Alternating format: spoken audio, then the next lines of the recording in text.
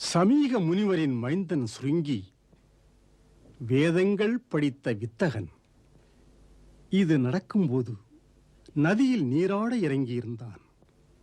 அவன் தோழர்கள் வந்தார்கள், நடந்ததை சொன்னார்கள்.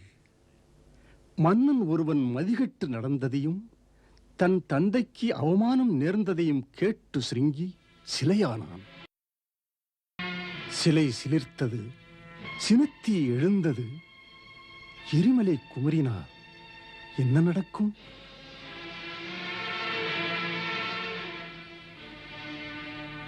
நதி நீரை கையில் எடுத்தான்.